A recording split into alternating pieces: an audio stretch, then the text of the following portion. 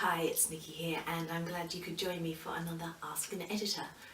Today I thought I would just talk a little bit about how to give your language punch. What I mean by this is to make your prose engaging, to complement the scene that you're portraying in your language.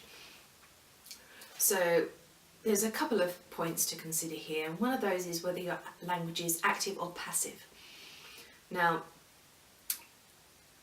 passive tense, it kind of has a bit of a bad reputation these days. It's another of those items that's kind of on the crossing off list of things that editors will try and take out of your manuscript, particularly at small presses. It's not bad all the time. I think I should make that clear to begin with. There are times when you want to use passive tense.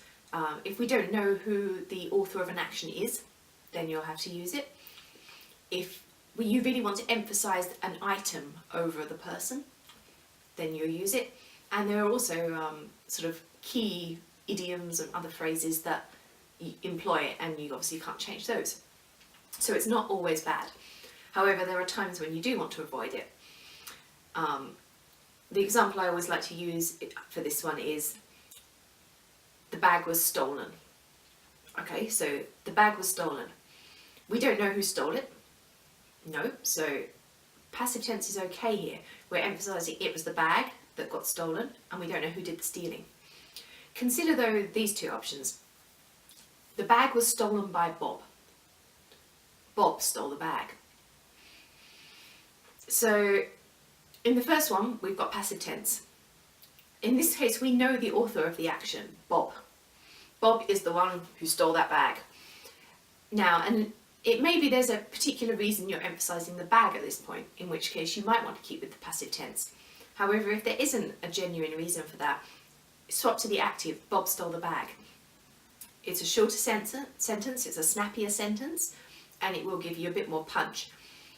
Particularly if you're in the middle of, in-depth action. If you're reporting something that happened 2 weeks ago, maybe not so much, but suppose you're in the middle of a scene and you're character's sitting down at a restaurant, the bag's by her side. Along comes Bob, he rushes past, he steals the bag. You're going to get much more immediacy if you use Bob stole the bag and set off down the street at a run, than if you say the bag was stolen by Bob, who then ran down the street. Do you see what I mean?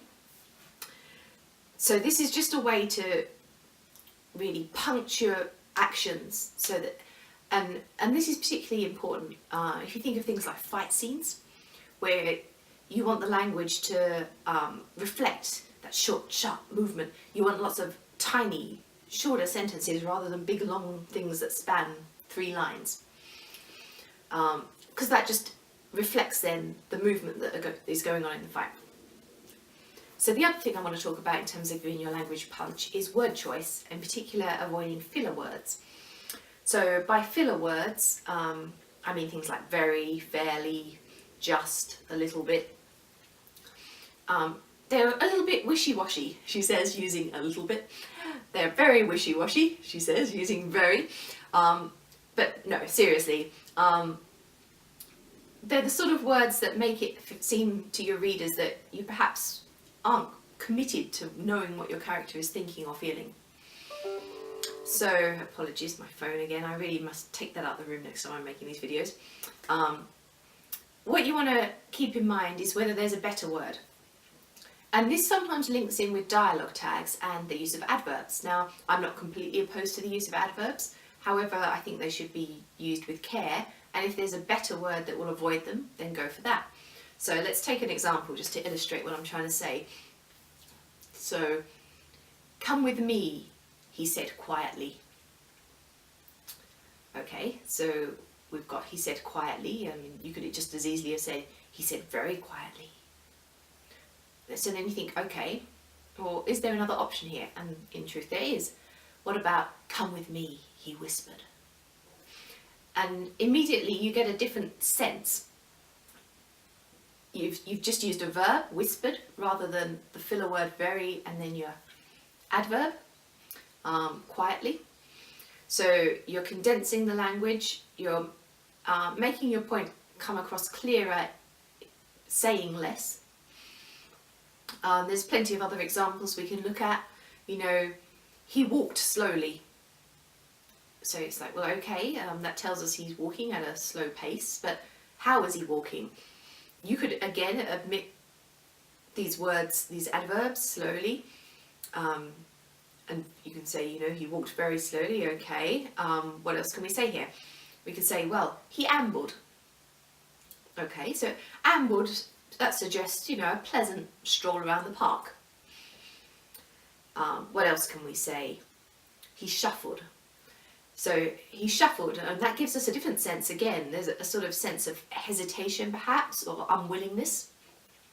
So as you can see, the choice of words can really affect how your prose comes across to the reader and the atmosphere of the scene that you present to them. So that was just a couple of quick points on using your language to create punch in your scenes. So you want to keep your language active whenever possible, and also try to choose your vocabulary in a way that your words convey meaning and don't come across as indecision on your part. If anyone's got any comments or questions relating to this video, pop them below and I'll do my best to answer them for you. If you've got any suggestions about videos you'd like me to make, add those too, and I'll do my best to create them for you. But for now, I will leave you all and say goodbye till next month. Bye bye.